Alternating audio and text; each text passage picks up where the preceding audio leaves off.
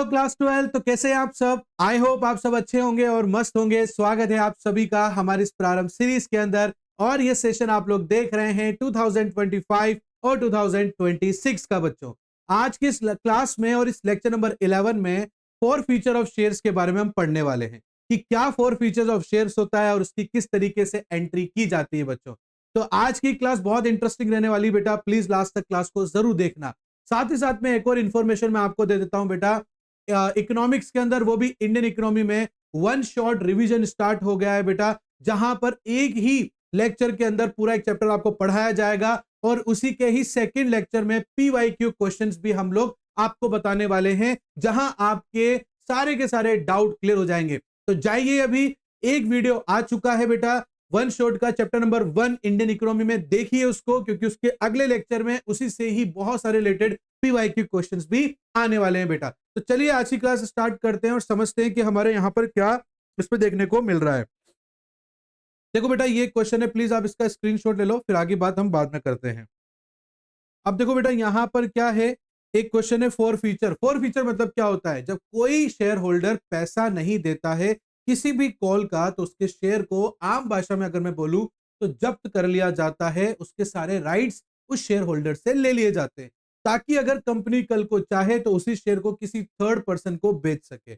ये जब भी होता है बेटा जब अगर कोई कॉल का पैसा शेयर होल्डर ना दे, तो यहां पर कंपनी के पास राइट है कि उससे वो सारे राइट्स उस शेयर के ले लें, ताकि भविष्य में उसी शेयर को किसी थर्ड पर्सन को बेचा जा सके। और इसी प्रोसेस को फॉर फीचर कहते हैं, कि जब भी शेयर होल्डर से उसके शेयर्स के राइट लिए जाते हैं क्योंकि उसने कॉल का पैसा नहीं दिया है, इसी प्रोसेस को फॉर फीचर कहते हैं बेटा। अब ये फॉर फीचर की एंट्री किस तरीके से करते हैं बेटा, आओ समझते हैं। यहाँ पर एक एक्स लिमिटेड नाम से कंपनी जो रजिस्टर्ड है और अथोराइज्ड है, मतलब वो मार्केट में 2 लाख शेयर्स 10 रुपए के भाव में बेचकर 20 लाख रुपए ले सकती है मार्केट से, ठीक है ना। तो यहां पर वो कंपनी क्या कर रही है, वाई लिमिटेड नाम से एक बंदा है जिससे बिल्डिंग परचेस करती है 3 लाख रुपए की, और 3 लाख रुपए देने की बजाय उसको 3 लाख के शेयर्स दे देती है। उसके बाद में कंपनी 1,20,000 शेयर मार्केट में इश्यू करती है, एप्लीकेशन पे 2.5 पैसा, अलॉटमेंट में भी 2.5 पैसा बेटा। और यहाँ पर फर्स्ट कॉल पर 2 रुपए और थर्ड कॉल पर बेटा, फाइनल कॉल पर जो है यहाँ पर 3 रुपए मांगते हैं। अमाउंट सबका रिसीव हो चुका है फर्स्ट कॉल तक, मतलब यहाँ पर फाइनल कॉल में पैसा नहीं दिया है किसी शेयर होल्डर ने। अब यहाँ पर कंपनी ने डायरेक्टली नहीं बताया, कंपनी ने बोला कि 3,58,800 रुपीज रिसीव हुए फाइनल कॉल के अंदर, मतलब इसी में से हमें पता लगाना है कि कितने शेयर्स का पैसा नहीं आया है बेटा। डायरेक्टर ने उसके शेयर को फोर फीचर कर लिया है बच्चे, और फोर फीचर करने के बाद में उस शेयर को री इशू किया गया है 8.5 पैसे में। आपको इसकी जर्नल एंट्री करके दिखानी है बेटा। तो सबसे पहले कंपनी ने एक बिल्डिंग परचेस करी है बेटा। क्या परचेस करी है? बिल्डिंग परचेस करी है। तो उसकी अपन एंट्री करते हैं। मैं बिना फॉर्मेट के बता रहा हूं बेटा आप लोगों को, ठीक है ना। तो आप प्लीज फॉर्मेट बना कर ही करना। तो यहाँ लिखेंगे building account debit to vendor, और वेंडर कौन है बेटा? वाई है। 3 लाख रुपीस की हमने उससे जो है बिल्डिंग परचेज करी है। यहाँ लिख देंगे बेटा, यहाँ लिखेंगे परचेज बिल्डिंग फ्रॉम वाई। दूसरी बेटा, इस वेंडर को जो है कंपनी ने 3 लाख के शेयर दे दिए हैं बेटा।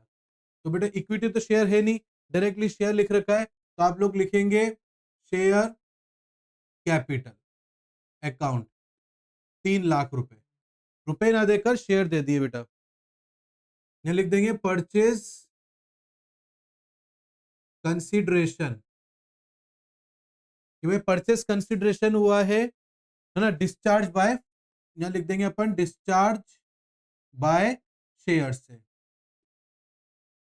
तीसरी एंट्री बेटा, कंपनी ने 1,20,000 शेयर इश्यू किए बेटा। तो यहाँ लिखेंगे पहला पैसा आया होगा बेटा, तो यहाँ लिखेंगे bank account debit to share application account 1,20,000, ठीक है, इनटू कितने रुपए ले रहे हैं बेटा? 2.5 रुपीज ले रहे हैं, 50 पैसा ले रहे हैं बेटा, सॉरी।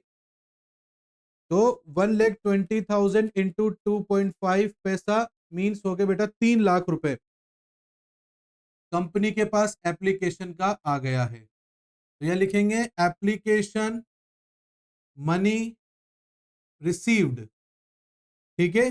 चौथा है बेटा share application account debit to share capital account. इसका पूरा पैसा आ चुका है बेटा, तो एज इट इज हम ट्रांसफर कर देंगे कैपिटल के अकाउंट में। कैपिटल अकाउंट में क्यों ट्रांसफर करते हैं मैंने बेटा पहले भी क्लास में आपको बताया हुआ है, ठीक है।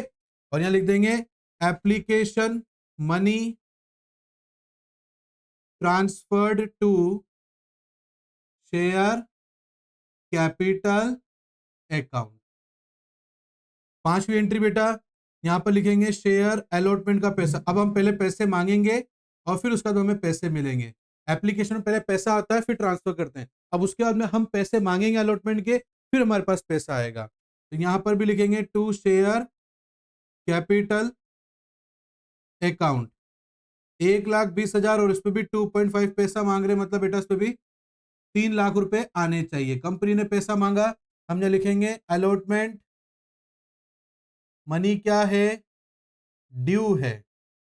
सिक्स एंट्री बेटा पैसा आ चुका है पूरा पूरा कंपनी का लिखा हुआ है बुक के अंदर हमारी, तो लिखेंगे to share allotment account 3 lakh रुपए। और यहाँ लिखेंगे अलॉटमेंट मनी रिसीव्ड। क्लियर बच्चे, आ रहा है समझ में। अब उसके बाद में फर्स्ट कॉल का पैसा मांगेगी कंपनी, तो लिखेंगे share first call account debit to share capital account. 1,20,000 और फर्स्ट कॉल पे 2 रुपए मांगे जा रहे हैं बेटा। कितने रुपए मांगे जा रहे हैं, 2 रुपए। तो 1,20,000 इंटू 2 रुपीज करेंगे तो कितना पैसा आना चाहिए बेटा, 2,40,000 रुपए।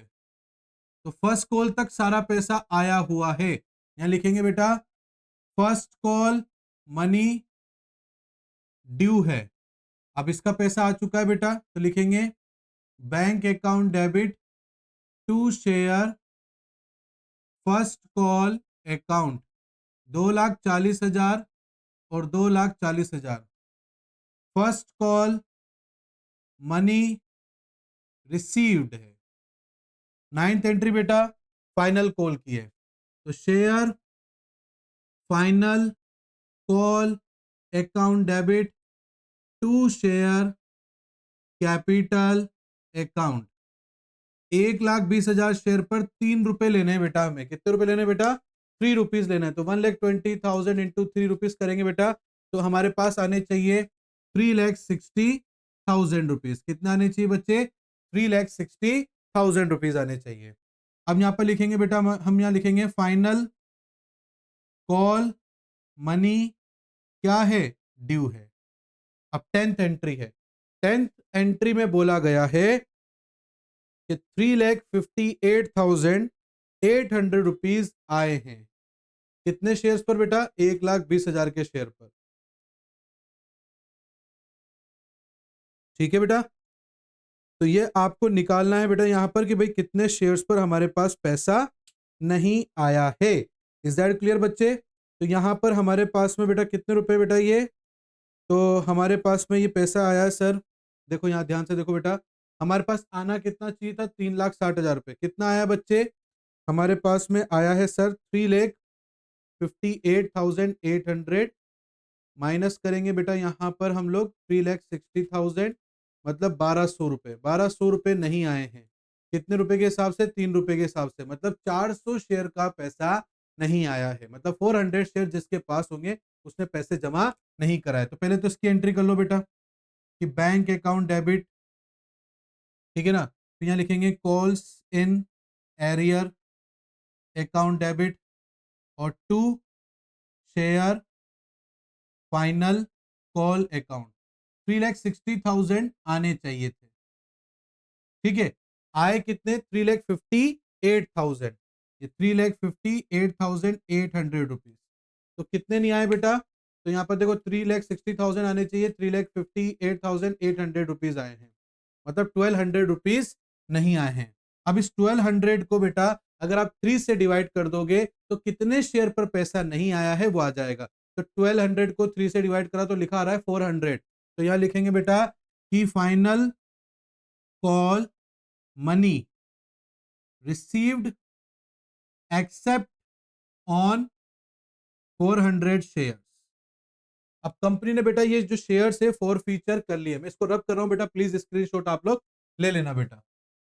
अब कंपनी इसके शेयर को फॉर फीचर करेगी। फॉर फीचर का जो है प्रोसीजर कैसे होता है बेटा, देखो यहां समझाता हूं मैं आपको। पहले कंपनी लिखेगी शेयर कैपिटल अकाउंट। 400 शेयर पर कंपनी को टोटल कितने रुपए लेने थे बेटा, 10 रुपए लेने थे, तो 4000 आने थे कंपनी के पास। कंपनी के पास अब टू में क्या लिखेंगे, वो पैसा जो उसने नहीं दिया है, तो फाइनल कॉल का उसने पैसा नहीं दिया, तो 400 इंटू 3 मतलब 1200 रुपए नहीं दिए। अब यहाँ पर शेयर फॉर फीचर लिखूंगा मैं। फॉर फीचर में वो अमाउंट आएगा जो उसने जमा करा दिया है, तो उसने 10 रुपए में से 3 रुपए जमा नहीं कराए, मतलब 7 रुपए इसने जमा करा दी बेटा। तो 7 4 जा 20, मतलब 2800 रुपए इसने जमा करा दिए, उसी को हम फॉर फीचर कर लेंगे। तो यहाँ लिख देंगे 400 शेयर फॉर फीचर। अब इसी शेयर को कंपनी ने रीइश्यू कर दिया किसी दूसरे बंदे को 400 इंटू 8.5 रुपए में, ठीक है। अब इसको इंटू करेंगे 8.5 से, तो कंपनी के पास आए 3400। और इस कंपनी के शेयर की कीमत कितनी थी, इस कंपनी के शेयर की कीमत 400 शेयर की 10 रुपए के भाव से 4000 रुपए थी। तो कंपनी को कितना नुकसान लगा बेटा, कंपनी को यहां पर नुकसान लगा सर 600 रुपए का। कितने रुपए का नुकसान लगा बेटा, 600 रुपए का नुकसान लगा। तो यहां लिख देंगे अपन नुकसान को शेयर फॉर फीचर अकाउंट, 600 रुपए का। अब देखो इन दोनों को प्लस करेंगे, 4000 आ गया बेटा। यहां लिख देंगे री issue of 400 shares at the rate of ₹8.5। अब बेटा ये नुकसान हुआ है, इस नुकसान को कवर करने के लिए कंपनी के पास एक बैकअप है।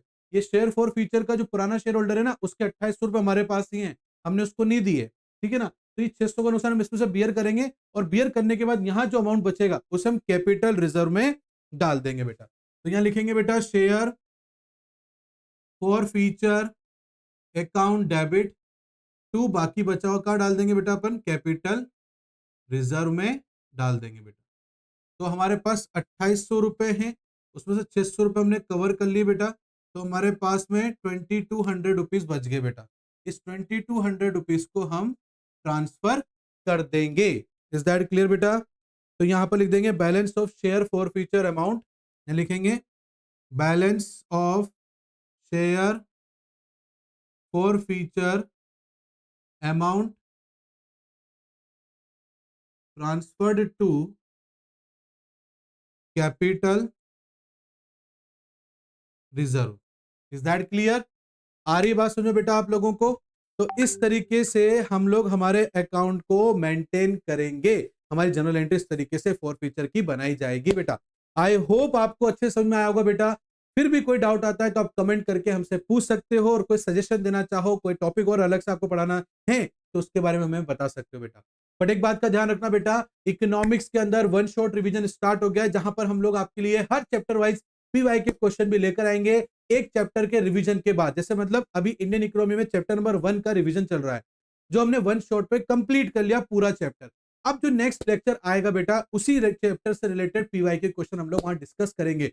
तो आपकी एग्जाम की तैयारी बहुत अच्छी होगी बेटा, इसलिए प्लीज बने रहिए एफएमआई के साथ में। कोई भी डाउट आता है तो आप हमसे कमेंट में पूछ सकते हैं बेटा। मिलता हूं नेक्स्ट क्लास में, तब तक के लिए thank you and bye bye बच्चों।